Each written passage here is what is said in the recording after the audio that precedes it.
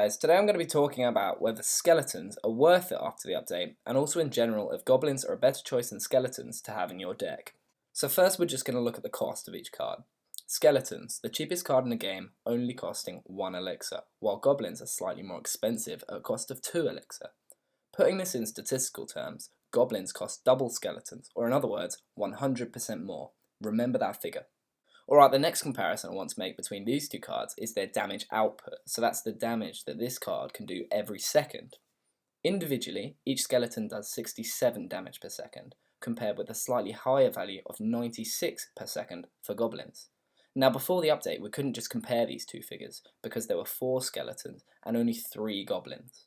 This meant that before the update, goblins as a card did 288 damage, and skeletons as a card did 268. So goblins only did 7% more damage than skeletons. I don't know about you guys, but this actually surprised me quite a lot. However, after the update they have an equal number of troops. This means that the goblins now do about 43% more damage than the skeletons, compared to only 7% from before. Something to bear in mind again, goblins cost 100% more than skeletons, but they only do 43% more damage. This means that when considering damage only, it's not efficient to swap goblins in for skeletons. Moving on, I want to take into consideration the distraction value of these cards. Skeletons are very simple. They die in one hit to everything apart from the following troops: Witch, Ice Wizard, Lava Pups, and Spear Goblins. Goblins get a bit more complicated.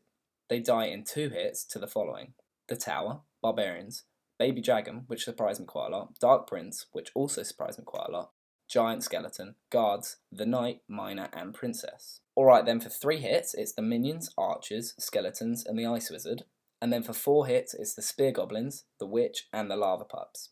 If a troop's not listed here, it's because the Goblin dies in 1 hit to it. So what does this all mean?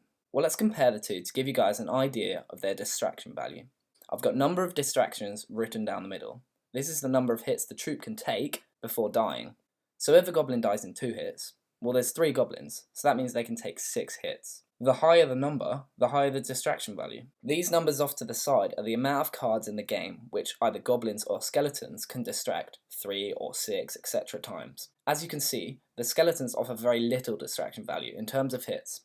Obviously they're still very good due to their low cost and other things. But compared to the goblins here, they're just nowhere near close. So to sum up distraction values, goblins are the much better choice.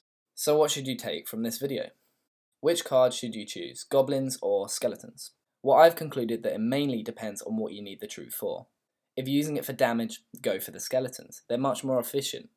But if you're using it for distraction purposes, which is what most people do, then the goblins are a much better choice.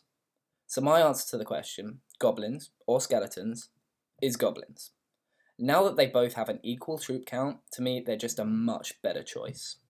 Alright guys, thank you for watching today's video. I hope that it helps some of you to make a decision.